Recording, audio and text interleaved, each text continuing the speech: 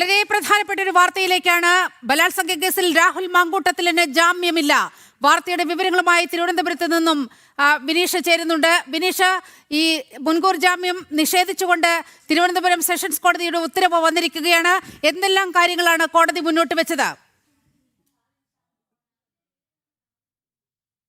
നീലിമ, നിലവിലെ സാഹചര്യത്തിൽ കോടതിയുടെ നിരീക്ഷണം വരും സമയങ്ങളിൽ മാത്രമേ ലഭ്യമാകുകയുള്ളൂ. നിലവിൽ നമുക്ക് മനസ്സിലാക്കാൻ സാധിച്ചിരിക്കുന്നത് ഇത്തരത്തിലാണ്.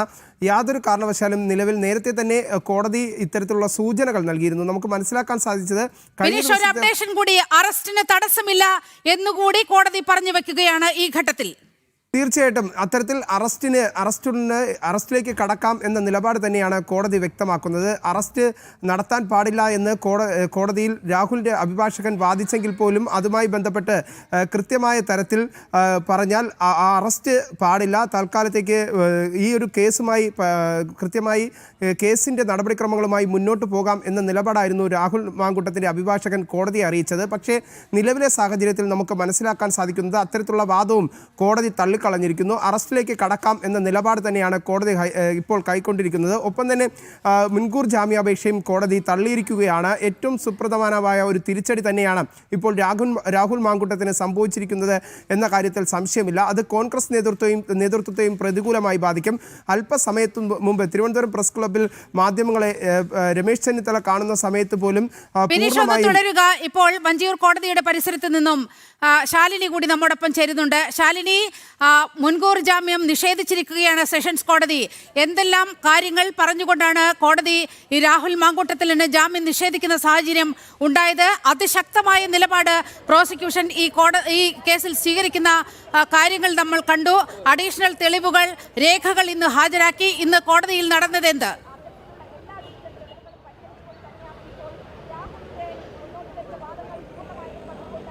നിലിമ, വലിയ രീതിയിലുള്ള തിരിച്ചടിയാണ് രാഹുൽ മാങ്കൂട്ടത്തിലിനെ സംബന്ധിച്ചിടത്തോളം, കോൺഗ്രസിനെ സംബന്ധിച്ചിടത്തോളം ഈ ഘട്ടത്തിലുള്ളത് എന്നുള്ളതാണ് നമ്മൾ അനുമാനിക്കുന്നത്. അതായത് കഴിഞ്ഞ 8 ദിവസമായി ഒളിവിൽ കഴിഞ്ഞിരുന്ന രാഹുൽ മാങ്കൂട്ടത്തിലിന് ഇനി ജാമ്യമില്ല, അറസ്റ്റ് വരിക്കേണ്ടി വരും, അല്ലെങ്കിൽ ഏതെങ്കിലും കോടതിയിലോ ഇല്ലെങ്കിൽ പോലീസിന് മുൻപാകെയോ കീഴടങ്ങേണ്ടതായി വരും എന്നുള്ള സൂചനകളും എന്ന് തെളിയിക്കുന്ന ചില തീരുമാനങ്ങളുമാണ് കോടതിയുടെ ഭാഗത്തുനിന്ന് ഇപ്പോൾ വരുന്നത്.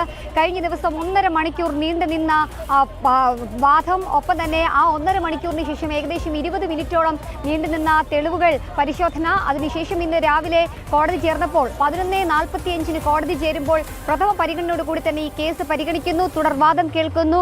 15 മിനിറ്റിലധികം നീണ്ടുനിന്ന പ്രോസിക്യൂഷൻ ഭാഗം, 10 മിനിറ്റിലധികം നീണ്ടുനിന്ന വാദിഭാഗത്തിന്റെ വാദം, അതിനുശേഷം തെളിവുകൾ പരിശോധിക്കുന്നു. ഇന്നിപ്പോൾ 1 മണിയോടുകൂടി വിധി വരുമെന്ന് പറഞ്ഞു. ഇപ്പോൾ 2:20 വിധി വന്നിരിക്കുകയാണ്.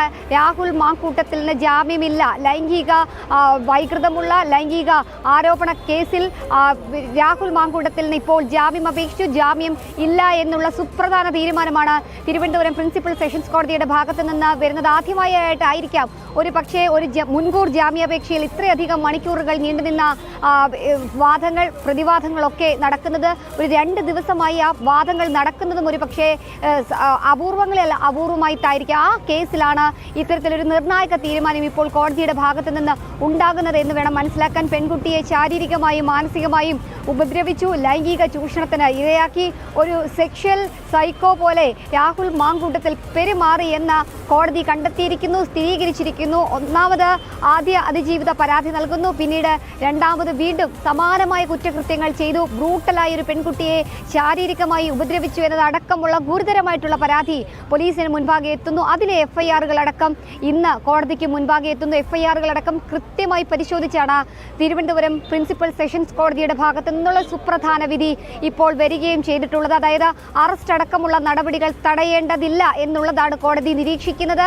കഴിഞ്ഞ ദിവസം ജാമ്യാപേക്ഷ പരിഗണിക്കുന്ന ദിവസം അഭിഭാഷകൻ മുഖേന രാഹുൽ മാങ്കൂട്ടത്തിൽ കോടതിയിൽ അറിയിച്ചത് തന്നെ അറസ്റ്റ് ചെയ്യരുത്, അതായത് ഈ വിധി പ്രസ്താവം വരുന്നത് വരെ തന്നെ അറസ്റ്റ് ചെയ്യാൻ പാടില്ല, അത് പോലീസിനെ അറിയിക്കണം, നിർദ്ദേശം നൽകണം, അത്തരത്തിലൊരു തീരുമാനം വേണമെന്നൊരു ആവശ്യം കോടതിക്ക് മുൻപാകെ വെച്ചിരുന്നു. ആ ആവശ്യവും കോടതി അംഗീകരിച്ചില്ല, അത് തള്ളിയിരിക്കുന്നു. ഏത് നിമിഷവും രാഹുലിനെ ഇനി അറസ്റ്റ് ചെയ്യാമെന്നുള്ളതാണ് നമ്മളിപ്പോൾ മനസ്സിലാക്കുന്നത്. അത്തരത്തിലൊരു തീരുമാനമാണ് ഇപ്പോൾ കോടതിയുടെ ഭാഗത്ത് നിന്ന് വരുന്നത്. ഇപ്പോൾ UDF കൺവീനർ അടൂർ പ്രകാശ് ഇപ്പോൾ മാധ്യമങ്ങളെ കാണുന്നുണ്ട്. ആ വാക്കുകൾ കേട്ട ശേഷം വാർത്തയിലേക്ക് തിരികെ എത്താം.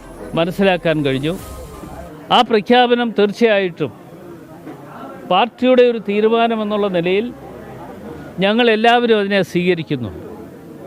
നേരത്തെ തന്നെ അദ്ദേഹത്തെ പാർട്ടിയിൽ നിന്നും മാറ്റി നിർത്തിയതാണ്. മാറ്റി നിർത്തുക മാത്രമല്ല, പാർലമെൻ്ററി പാർട്ടിയിൽ നിന്നും അതുകൂടാതെ തന്നെ MLA എന്നുള്ള നിലയിലുള്ള പ്രവർത്തനങ്ങളിലും മറ്റും അതിൽ കൂടുതൽ സൗകര്യങ്ങൾ ഒരുക്കി കൊടുക്കണ്ട എന്ന തീരുമാനങ്ങൾ കൈക്കൊണ്ടിരുന്നതാണ്.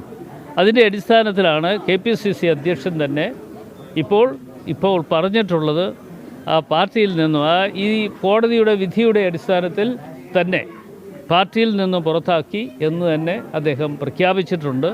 അത് പൂർണ്ണമായി ഞങ്ങളെല്ലാവരും സ്വീകരിക്കുകയാണ്. അതോടൊപ്പം കോൺഗ്രസ് എടുക്കുന്ന ഒരു തീരുമാനം, ആ തീരുമാനത്തിൽ യാതൊരു വെള്ളം ചേർക്കലും ഇല്ലാതെ ഞങ്ങൾ മുമ്പോട്ട് പോകും എന്ന് നിങ്ങൾ ഓരോരുത്തരെ അറിയിക്കുന്നു. MLA സ്ഥാനം രാജിവെക്കണം എന്ന് ആവശ്യപ്പെടുമോ രാഹുലിനോട്? കാരണം ഇത്തരം സാഹചര്യത്തിൽ